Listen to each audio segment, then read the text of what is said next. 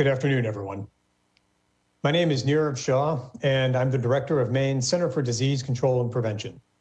And I am joined this afternoon by Commissioner Jeanne Lambrew from Maine's Department of Health and Human Services.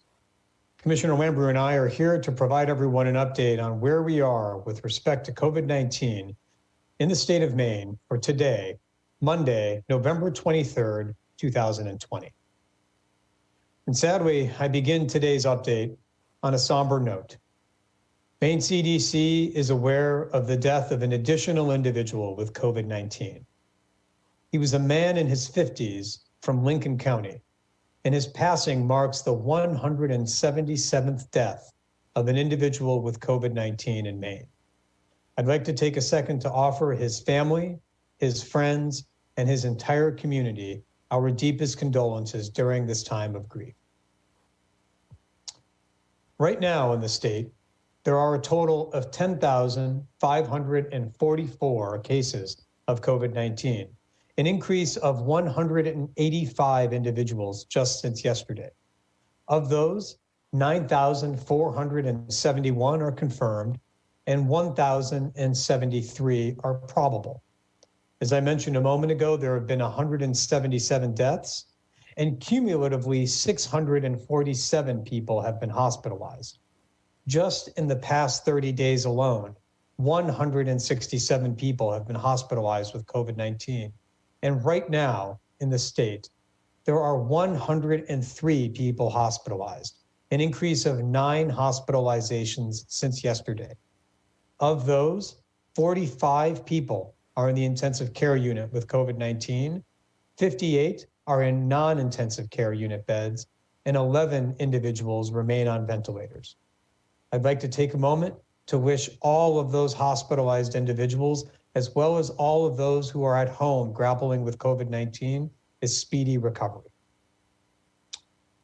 Overall in the state, over 8,000 people have recovered now, 8,006. And among our COVID-19 cases, 1,507 are among healthcare workers. Of cases reported to Maine CDC yesterday, 26% were from individuals in York County, and 23% were from individuals in Cumberland County. I'd like to take a second to talk about where we are with respect to outbreaks. As with the last few meetings, there are a number of new outbreak investigations that Maine CDC has opened just since the last time we spoke on Friday. This morning, we opened an outbreak investigation into the Newton Center, which is a nursing home that's adjacent to the Southern Maine Healthcare former Goodall Hospital. We've there detected 10 cases of COVID-19. That's the only outbreak investigation we've opened up until about 15 minutes ago today. Yesterday, however, Maine CDC opened a number of new investigations. One at the Barron Center involving 3 staff members, another at the Cintas Uniform Facility, where we're aware of 4 cases, and another at the Gray Birch Nursing Facility, where we are aware of 22 cases. And finally, another outbreak investigation opened yesterday at the Hudamaki Paper Facility, where we are aware of 8 cases. These come on top of several investigations we opened on Saturday. At Banker's Life and Casualty, 3 cases. At Doolin's Pub, 4 cases. At the First Baptist Church in Cherryfield in Washington County, 5 cases. At the Lewiston Fire Department, 7 cases. At Nate Holyoke Builders, 4 cases. At ND Paper, we've opened a new outbreak investigation after detecting 3 cases. At Noble High School, 3 cases. At Skowhegan Middle School, 4. At Somerset Rehab, 3 cases. And at Winterberry Heights, where we are aware of 10 cases. As always, Maine CDC works with each of these facilities, and an outbreak investigators focus on a number of different things, such as best practices around infection control, helping to arrange with testing, as well as, if it's a healthcare facility, making sure they have adequate and ample supplies of PPE. As I've mentioned, the number of outbreak investigations has expanded as we have opened more outbreaks in the past week alone, placing significant challenges on existing Maine CDC resources, something I'll talk about in just a moment. I'd like to now turn to where things stand with respect to testing.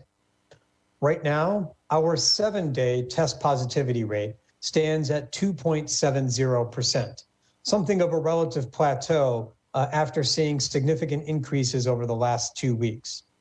And our testing volume has achieved a new all-time high. Maine CDC, on a 7-day moving average basis, is now conducting approximately 731 PCR tests for every 100,000 people in Maine.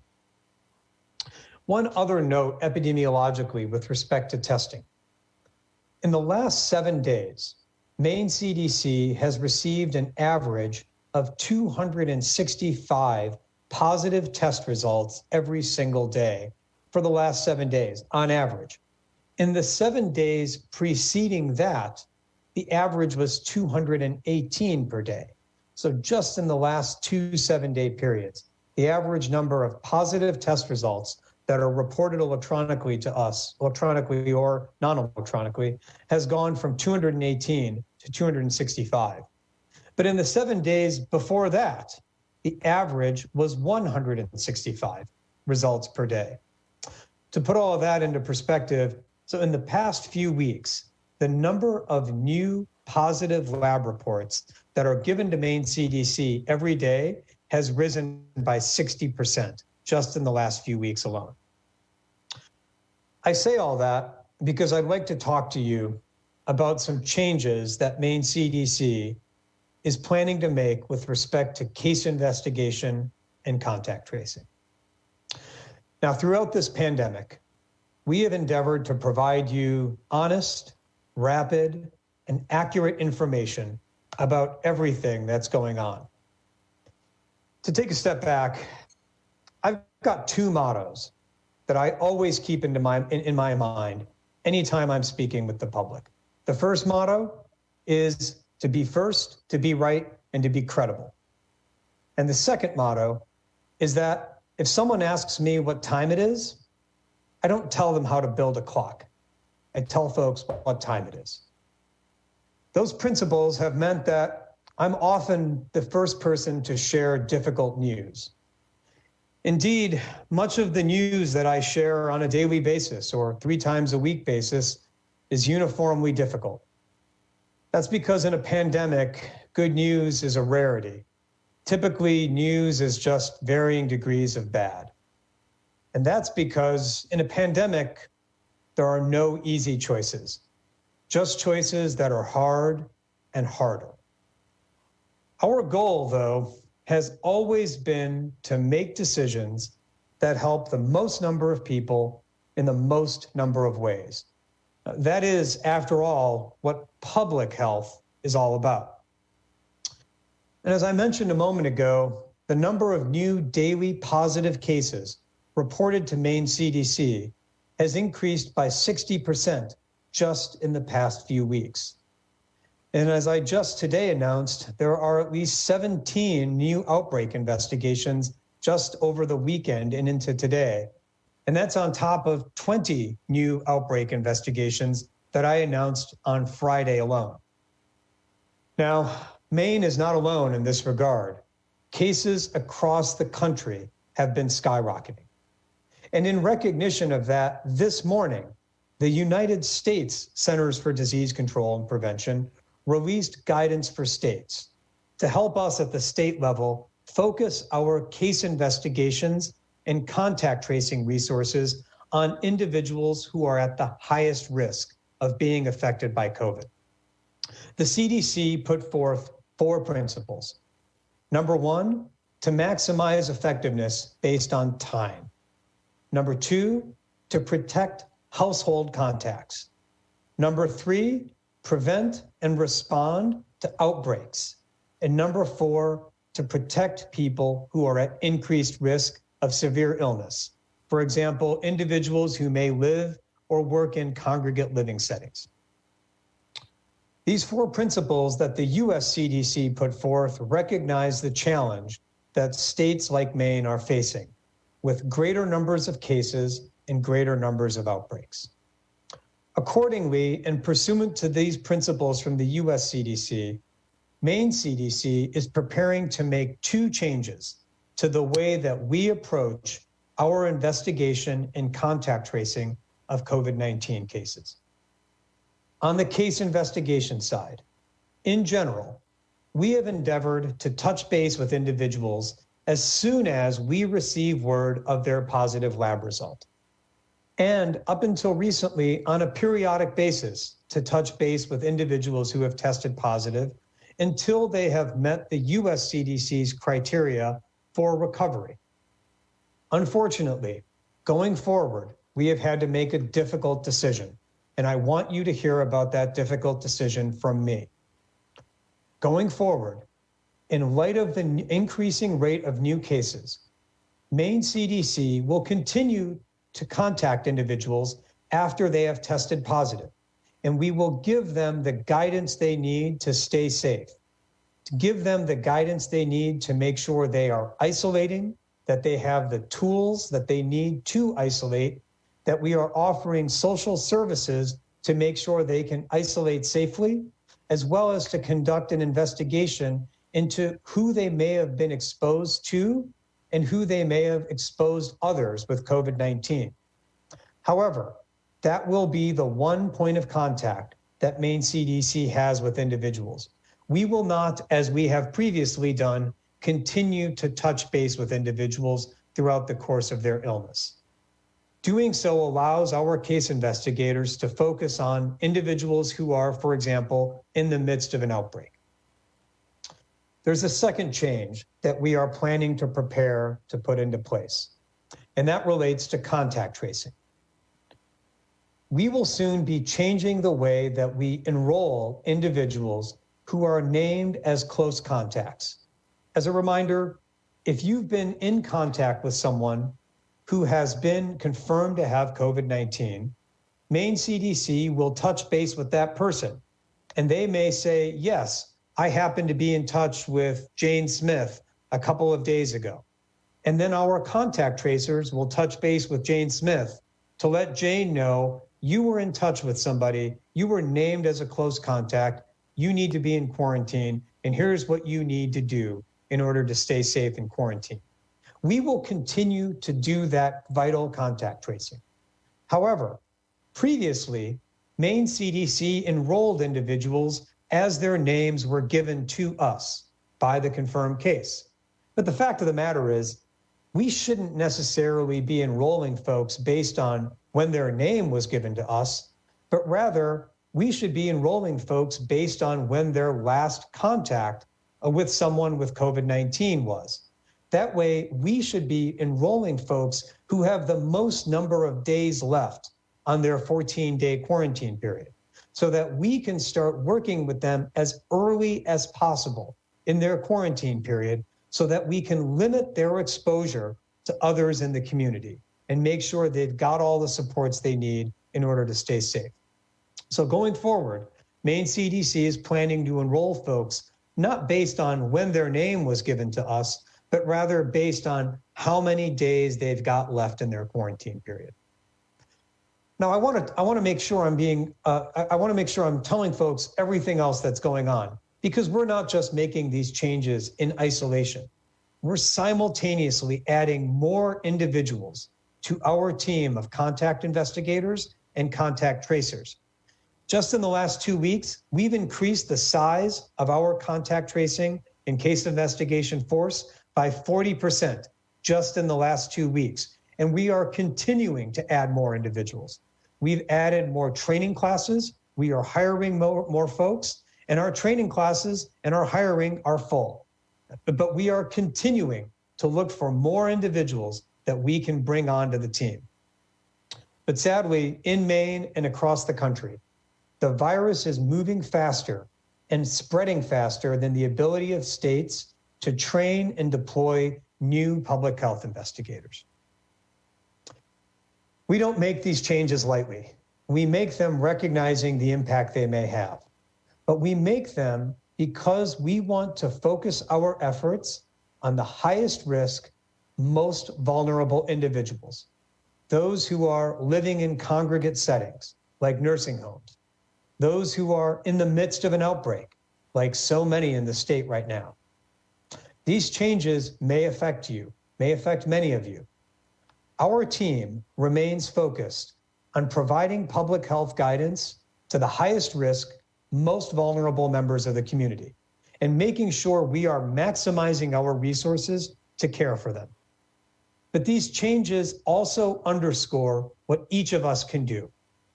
As we go into a holiday week, please recognize that the choices that you and your family make this week can affect the trajectory of our state for many weeks to come.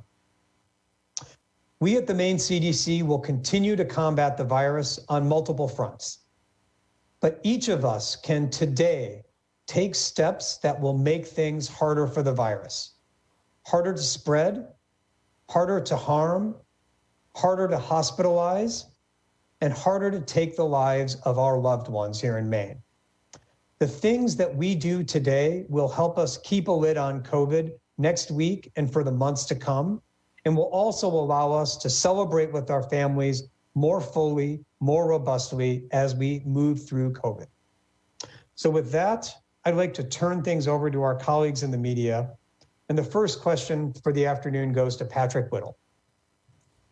Thank you very much, Dr. Shah. I'm using a new audio system. Can you hear me okay?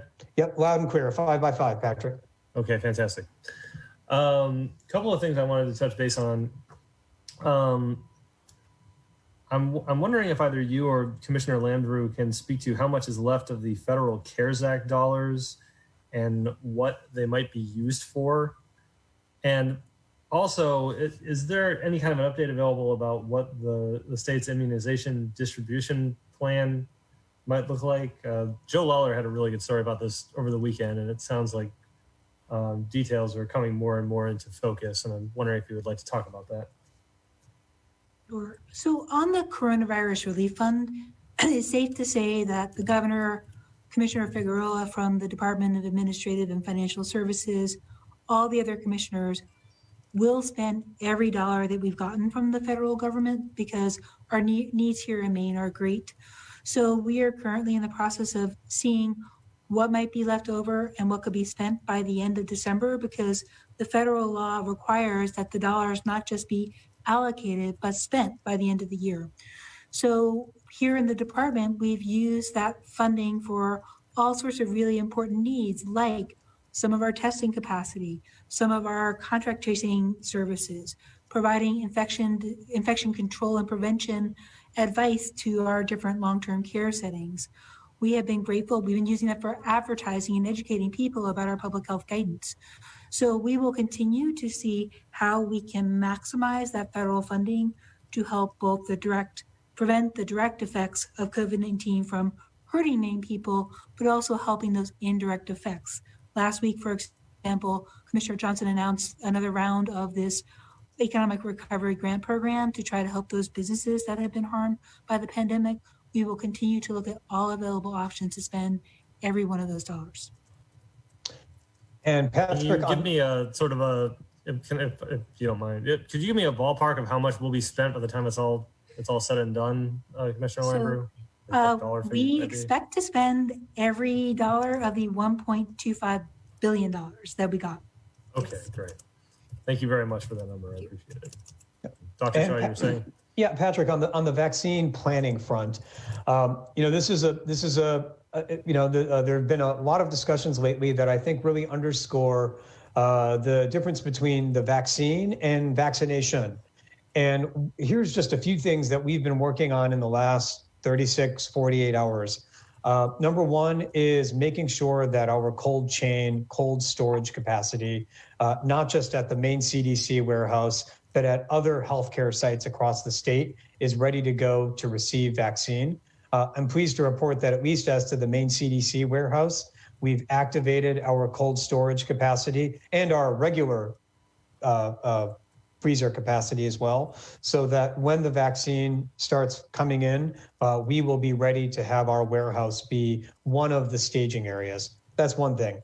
Another thing that we are working on right now is working really closely with health systems to to help them identify who within their systems, healthcare workers, will be those who should be vaccinated, and how to get that done.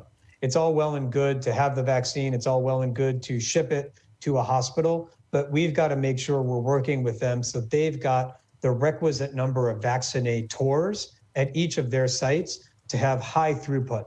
What we don't want to happen is for vaccine to be here, but then have there be bottlenecks in actually getting administered to healthcare workers. We had a very productive call with hospitals today to talk through that, to see what else we can do to help them. There are so many moving pieces right now, Patrick. I don't want to go into too many details. Is there one particular area that I can comment on or anything like that? I think something that some folks might not be cognizant of is that this might be distributed in a way that a lot of folks haven't experienced in our lifetimes, where it might be given out in places like school parking lots and other places that are not indoors, and not necessarily where you think of when you think of going to get your shot. Are there more details you can provide about that? Yeah. So, what we're going to be doing when we get to later phases of vaccination, phase 2 and phase 3, and for timeline clarity, that may not be until the spring or the summer of next year. The first doses that Maine receives will be really ones that will be focused on use within healthcare systems, not so much for the general public. But we are simultaneously planning for the general public. And there will be a mixture of the vaccination sites that everyone is used to, the doctor's office, the pharmacy, but we're also thinking about ways that we can use others in the community who are trusted and known to community members to stand up vaccination sites, like EMS clinicians, for example, and working with local fire departments, volunteer fire and rescue agencies across the state to have those be sites of vaccination as well. That's something that we're planning on and working with EMS clinicians and local fire and rescue officials. But again, that won't be something that we see in earnest until the late spring, early summer, most likely. I can't predict the timeline because that depends on so many variables of what happens with the vaccine trials. Of course. Thank you very much. Mm-hmm. You bet, Patrick. I'm going to turn next over to Steve Missler. It's been a minute, Steve. It has. Thanks for taking the question. This is also about vaccine deployment. My understanding is that back in October, the federal government has asked the states to pre-position themselves for deployment. But there had been some pushback from some states that the federal government had not given states enough money to get them in a position for pre-positioning. My question is does the Maine CDC have what it thinks is adequate funding to execute its plan? And I'm also interested in the difference between how much money would be needed if it's the Moderna vaccine versus the Pfizer one, which is the one, of course, needs the supercooling. Okay. So bottom line up front, Steve, additional funding is needed. What is at stake here, and the reason we need the funding is really to make sure we can vaccinate both with velocity as well as to make sure we can vaccinate equitably. So additional funding is needed. Commissioner Lambrew and I have both discussed at different times how the federal government, as well as Governor Mills, the federal government has a bigger role to play here. But Steve, you asked a particular question that I want to answer in a particular manner, which is the funding and its relationship to the pre-positioning. The pre-positioning is really making sure that the vaccine is ready to go when, for example, the US CDC finalizes its clinical recommendations. That is something we've been working with healthcare systems on for a number of weeks, and actually over 2.5 months now. And we've identified 6 sites across the state that will be places for pre-positioning. That is not as functional upon the funding. The funding is really needed for things like Patrick was noting, planning for different locations of vaccines, planning for vaccinators, having an IT system so we know where the vaccine is at any particular time. That's where we really need the funding piece for. Thank you for that. I just have a quick follow-up about, can you put a number on what you need based on, and if there may be 2 numbers, right? Because you have one for Pfizer, one for Moderna. Okay. Yep. So, and I didn't answer your latter question. The fiscal piece is affected by the Pfizer or Moderna, or perhaps in the not too distant future, a third and fourth vaccine as well. As many know, there was encouraging news this morning about a third vaccine. And yes, the fiscal element is affected by the storage, both in terms of the hub where the Pfizer vaccine may need to be stored, which requires cold chain, as well as the spokes to which it may be deployed to. Because outside of that ultra cold storage, the Pfizer vaccine can only survive for a certain number of hours. And thus there needs to be logistical support from things like dry ice or portable ultra cold storage units, all of which requires extra financing. In addition to that, the logistical planning around a vaccine that requires such unique handling is that much more difficult. Whereas the Moderna and the Pfizer vaccine, the Moderna and any other vaccines don't require that same unique logistical support, which means it can be deployed a little bit more easily, more deeply into other parts of the state, and more flexibly. In terms of financing, the numbers turn almost entirely on those storage requirements. So right now, it's not as if we've got a dollar amount that says we need X. It really does depend on, for example, if the Pfizer vaccine happens to be best for certain populations, that takes us down one fiscal path. If it's different for others, that takes us down another. I will add that on the cost front, there is the financial support for the state of Maine and our public health infrastructure for vaccine distribution.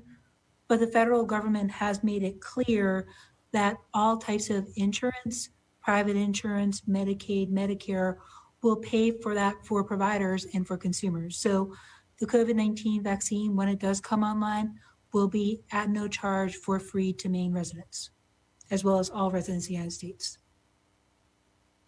Thanks. Okay, I'm going to turn next to Kevin Miller. It's also been a minute. Yeah, and thank you very much, Dr. Shah. So first, a question on vaccinations. As I'm sure you're aware, there was a public hearing today dealing with mandatory flu shots for healthcare workers. And guys, question, since this is obviously related to COVID and concerns about links between flu and COVID, can you talk about why the Maine CDC is supporting or proposing that they be mandatory for flu shot? And follow-up question, I understand that the rule would also make that possible for COVID-19 vaccinations, to make that mandatory as well. Is that in the plans? Sure thing, Kevin. I'll start on both of those and then open it up. So as to the former, you're right. There was a public hearing today. That is part of the normal process of soliciting feedback from the public and the community to express their concerns or support for the rule that we proposed. That rule is one that would require healthcare workers to make sure that they have been vaccinated against influenza, a virus that can circulate within healthcare facilities. There are a number of rationales for that rule, one of which is that it's just good public health practice to have as many people vaccinated against the flu, because that helps keep community rates down. But it's also the case that every healthcare worker we can keep healthy and not affected by the flu is a healthcare worker that we can keep healthy and available to take care of COVID patients and other patients as we go into the winter months. So we also just wanted to make sure, and third, that we weren't setting up a system where healthcare workers could be accidentally introducing COVID into their facilities, accidentally giving patients the flu as they were caring for them for other things. Now, in terms of what this means for any potential COVID vaccine in healthcare workers, Kevin, it's too early to predict. I think right now our focus on COVID vaccine is on the logistics and on the rollout. I don't know where it really is too early to predict about any rulemaking that we may offer with respect to healthcare workers. Okay, great. And just a clarifying question on, we're talking about the contact tracing changes that you made. So in the second announcement that you made, as far as when you're going to start counting the days, so can you give a an example of how that would, just so I understand a little bit more about the impact, as it seems to me that this would potentially shorten the number of days that you guys are. No, good. No, it will not shorten the number of days. The number of days remains at 14. But let me give you just an example, and if the example doesn't make sense, let me know. Let's say today, Maine CDC case investigators are talking to two new people who have just been diagnosed with COVID. And one of them says, hey, here's all the people I've been in touch with. And I was in touch with this person a week ago, this person 6 days ago, this person 5 days ago, so on and so forth. And another case investigator touches base with somebody and they get the same type of numbers of contacts, different people, but okay, I was in touch with this person 7 days ago, 6 days ago, 5 days ago. That is happening every single minute as our case investigators are working with people. Previously, the way that we then entered those contacts into our contact tracing system was literally in the order in which they were generated to us. But really what makes more sense is we should touch base with the person who was the most recently exposed, because that's the person who's got the greatest number of days on their 14-day quarantine period. They've got the greatest number of days left. So if we touch base with that person first, we can eliminate the possibility or the number of days that they could be out spreading it. So we're touching base with people who've got the most number of days left on their 14, rather than just in the order in which people give us their names, which is the way that we had done it previously. We've got to make a choice about the way that we enroll people for contact tracing. And the choice that we're making today is to just start with folks who've got the most number of days left until they get to their 14. The 14 still stays the same, though. Okay, great. That makes more sense. Thank you so much. Yeah. Sorry for not explaining it more clearly, but thanks for asking. No, thank you. Mm-hmm. I'm going to turn now over to Isha at the BDN. Thank you, Dr. Shah. Can you hear me? Mm-hmm. Go ahead. Great, thanks. I have two questions today. The first one is about schools and testing. So the Mount Desert Island School District will soon start testing school employees weekly. And we just received word of this today. So do you know of any other school districts that are implementing similar testing strategies? And do you recommend that schools have one moving forward? I'm not aware of others, Isha. That doesn't mean that there are not others out there. As everyone knows, there are quite a few school districts, and so there may be others. But I'm not aware of any. But again, that doesn't mean there aren't any others out there. And the decisions of this sort are ones where we honor local control with respect to how school administrative units are thinking about testing regimes. The US CDC does not have a firm recommendation on these things. It's not as if there is absolutely a one way to go. There are multiple different opportunities. And so we don't have a strong recommendation one way or the other. But we do recognize that different school districts will go in different directions. And that is, and I'm not aware of others, but we can try to see if we are aware of others. Okay, just to follow up to that, do you gain any, as far as the public health agency goes, do you gain any epidemiological insight when schools test for, to kind of gauge the community transmission as opposed to just overall testing? Yeah, any type of testing, so long as it's done in a systematic fashion, any type of testing gives us evidence or data of what's happening at the community level.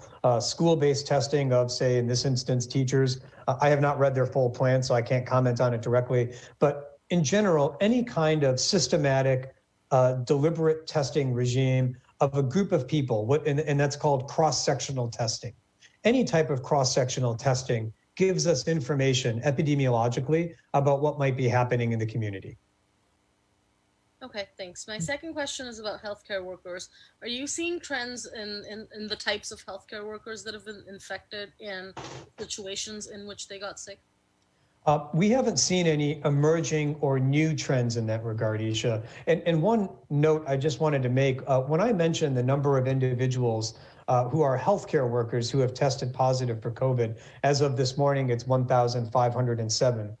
That does not mean that they were infected on the job with COVID-19.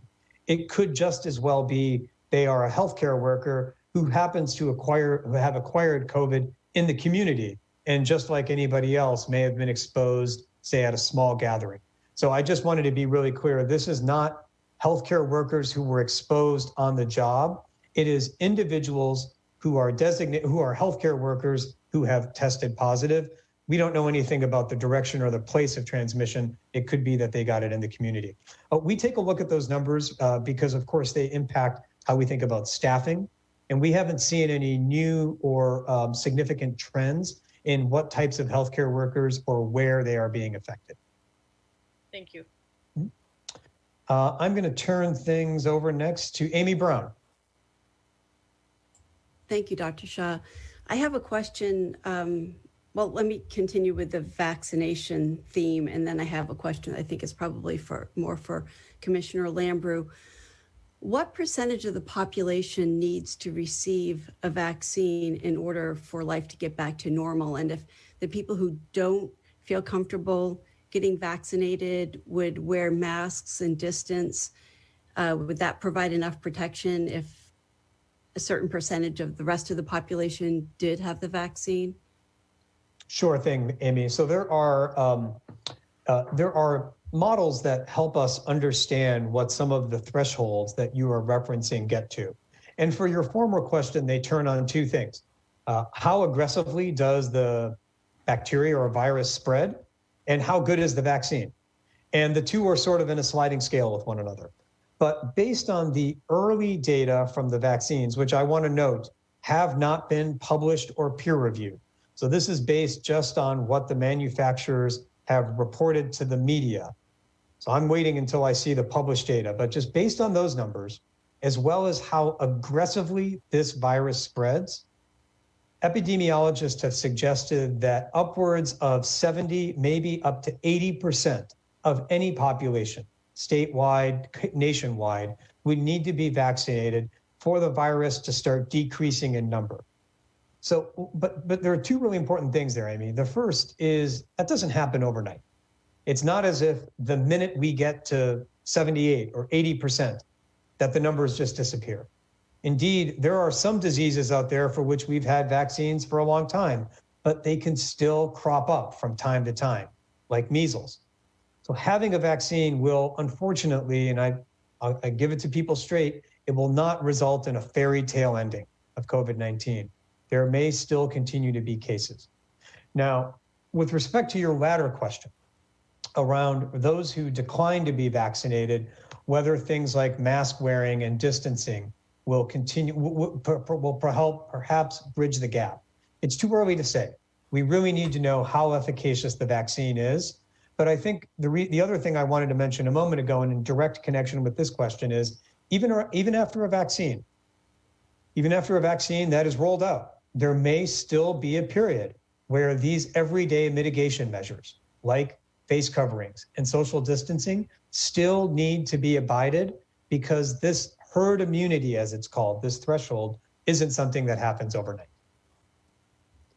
Okay, great, thank you. And the other question that I think mostly is for Commissioner Lambrew. This is from a listener. She and her husband have to make regular trips to Boston for medical care for their son. Her husband wears a mask, waits in the car during the appointment, but they're trying to follow the governor's travel restriction requirements. So they'd been relying on testing. They can't do a 14-day quarantine every time they go for an appointment because they wouldn't be able to keep their jobs if they did. Now that testing is becoming more difficult, they're wondering if there's any kind of exemption, because the husband stays in the car, doesn't go inside during the appointment. He's basically in a vehicle that travels to Massachusetts and back. If there's some kind of exemption that he could get, otherwise, what their options might be, and this maybe Dr. Shah could weigh in on whether the home test kits might be available soon. Sure. I'll just start by saying the whole goal of our policy for travelers to places where COVID-19 prevalence is higher than it is in Maine is to protect those individuals. Going into a healthcare setting, being around people where the prevalence is higher, puts that individual, that family at risk. That's why we had this policy to begin with. The advantage of people who are traveling on a fairly regular basis is that you can look around at gettestedcovid19.org. You can plug in a zip code and find the different testing sites and schedule those appointments. So we do know that there's been sort of a crunch around this holiday week with college students coming home and people who may be traveling for the holidays, despite some advice that it may not be the best idea. So we appreciate that there's been some crunch. We have actually reached out to all of our swab and sends and sought ways to support them in expanding their hours, expanding their capacity. Today, we opened our site up in Machias, for example. Tomorrow, 3 more of the Walgreens will be opening for their rapid antigen test for people who are symptomatic. So the short answer is we don't have a waiver or an exemption process for travelers to and from states where COVID prevalence is higher than Maine's, but we hope that our testing capacity here in Maine will be sufficient to support those critical types of visits. Thank you.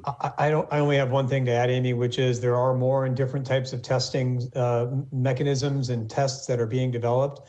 And hopefully in the near future, some of the things that you referenced, like an at-home test, will be more readily available. No, nothing right on the horizon, though. I saw that in Texas, they were actually distributing some of them, but then other articles say they probably won't be available until spring. Well, the US FDA just granted emergency authorization for the first ever truly at-home test just a couple of days ago. And so I suspect that in the coming days, weeks, months, more such tests will be more available, which will certainly help ease the burden. We recognize the challenge that, for example, the family that you noted is facing, given their need to go to Massachusetts. It is definitely a challenge. Hopefully, as more tests become available that can be done in the home, that will help alleviate it. Thank you. I'm going to turn next to Stephen Porter. Thank you, Dr. Shah and Commissioner Lambrew. I'd like to ask about the Newton Center in Sanford. Could you tell us more about the timeline of when those 10 cases were identified? Were they all recent? And does Maine CDC have information on how the virus entered that facility? Sure, Stephen. They are, we just opened the outbreak investigation just in the recent couple of hours. So our field epidemiologists, so in any outbreak, we have a designated outbreak epidemiologist investigator. And so that individual probably, as we are speaking, is gathering information on those individuals, when they started showing symptoms, when they tested positive, things of that nature, and starts piecing together the puzzle. I can't comment at this time when or how the virus may have found its way in. In general, we found that nursing home outbreaks are related to employees, but not in every situation. So until all the facts are in, Stephen, I as with any scientific endeavor, I want to make sure we've got all the facts first. Understood. Thank you. I also have a question about the vaccination rollout plan. Specifically with regard to providers, it's my understanding that without a signed vaccination program provider agreement, the CDC, the US CDC that is, will not ship the vaccine to a provider.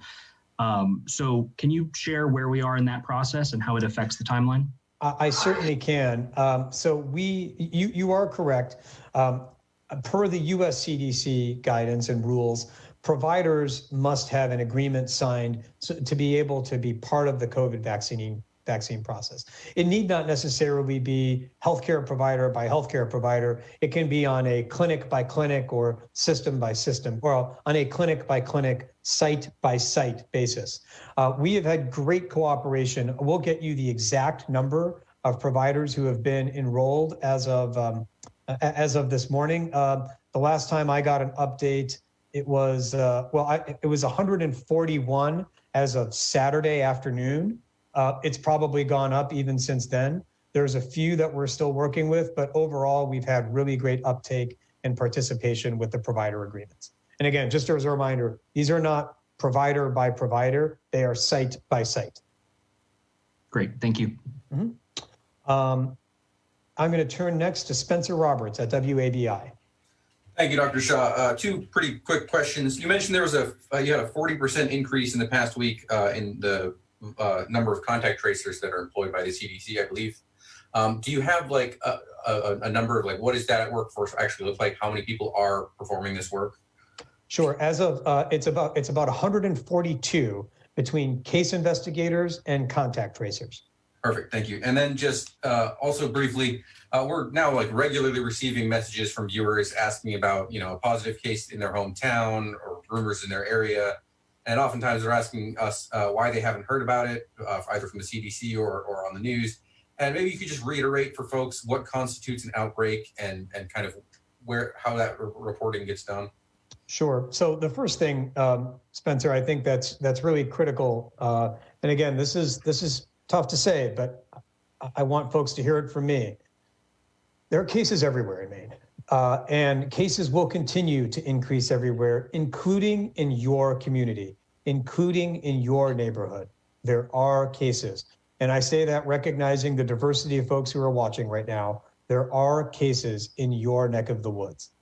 An outbreak is a little bit different.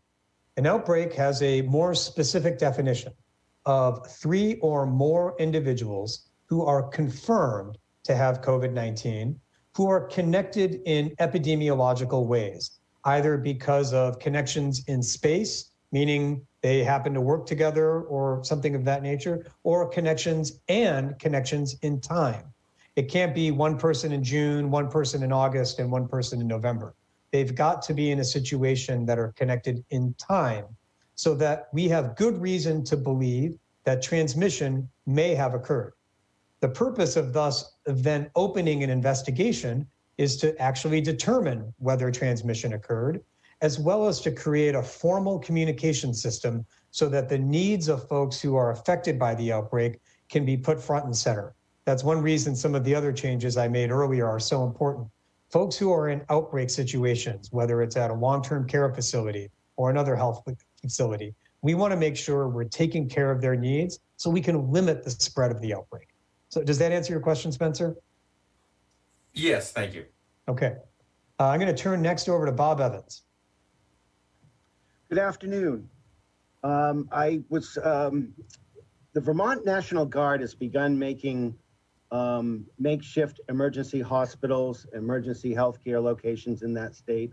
Are we getting close to doing that here at the 2 cross center facilities in Portland and Bangor, like you mentioned early on in the pandemic?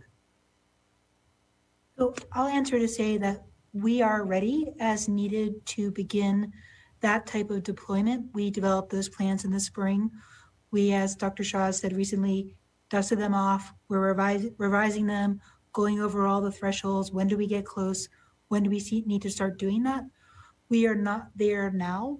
We may be there soon, but we are going to be ready as needed. The only thing I'll add, Bob, is as of right now, there are 102 staffed ICU beds. But that being said, there's also a significant number of folks in the ICU. So I completely echo and underscore what the commissioner mentioned. We're ready. Okay. I have another question. It seems a lot of people are still planning to travel for Thanksgiving. Many out-of-state cars were seen coming into the state over the weekend for the holiday. Are you concerned about that? And do you have any advice for the people that are going to be traveling to Maine? So I'm concerned. I'm concerned about folks who are traveling at any extent, whether they're coming to Maine or whether they're going from Maine somewhere else. I'm concerned about everyone's health, welfare, and safety over this week, as well as the coming weeks. At a big picture level, we have seen very concretely what can happen after gathering events like Thanksgiving, small household gathering events.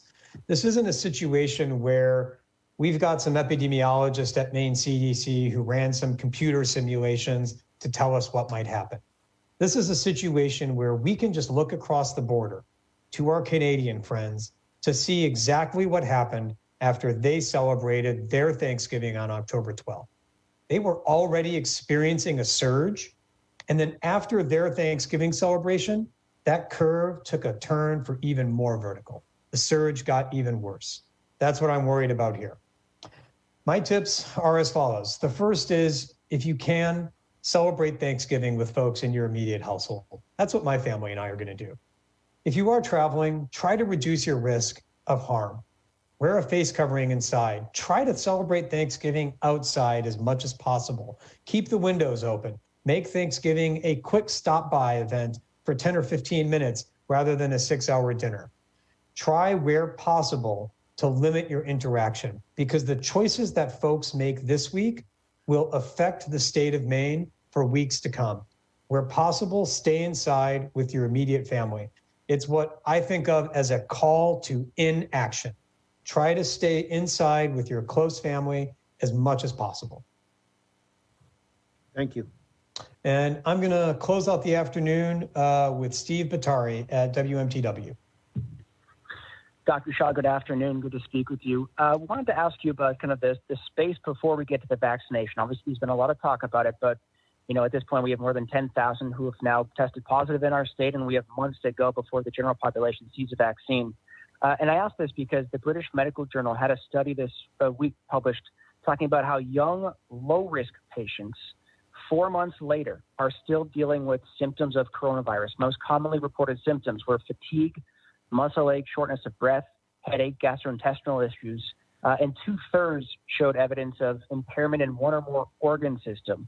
So I guess the question is, one, broadly speaking, is this consistent with what we're seeing here in Maine?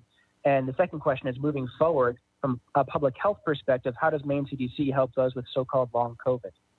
Yep. Steve, I'm glad you raised that. That paper in the British Medical Journal was one of the better ones to date to characterize the long-term experience that some folks have with COVID-19. And as you saw in that paper, or for everyone's awareness rather, the paper found that a sizable fraction of people, up to 20% in some of the pockets in the UK and elsewhere, had long-term symptoms that they continued to grapple with COVID-19.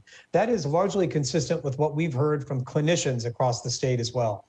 Patients who may have been affected several months ago who are still not back up to 100%.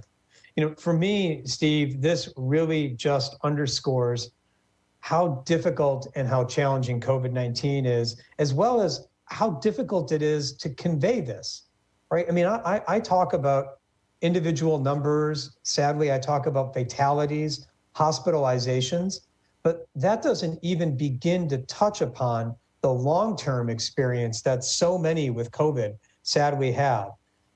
As a public health and as a scientific community, we're starting to do better at characterizing that. But it's yet another figure that demonstrates how difficult COVID-19 can be and how we don't even have a number and a language for how to characterize it so we can talk about that. I sadly fear that as we go through COVID, we're going to discover more and greater numbers of side effects, as well as long-term, what are called sequelae, long-term clinical consequences that can come with COVID-19. I've said it before today, and I'm going to say it again. This just is yet another reason as we go into a holiday week to take steps to take care of yourself and your family. If you don't think you're at risk for COVID-19, you are. If you don't think your family is at risk for COVID-19, they are. If you don't think that COVID is in your neighborhood, it is. And if you don't think that people in your community, loved ones, could be potentially affected, hospitalized, and even sadly lose their lives to COVID-19, the answer is that they can. So as we go into this critical week of dealing with COVID-19, a week that could determine whether our trajectory is one that levels off or continues to climb at an ever-increasing rate, I am asking everyone to do their part and to do the right thing. So that rounds out our questions for the afternoon. I'd again like to take a second to thank everybody for tuning in. We had difficult news to share today, but I wanted to make sure that everyone heard it directly from me and Commissioner Lambrew. These are difficult times. We will continue to endeavor to fight the virus in every single way we can, but we are also asking for your help. Please do the right thing this week. With that, thank you all for your time. As always, please be kind, take care of one another, and we'll talk again on Wednesday.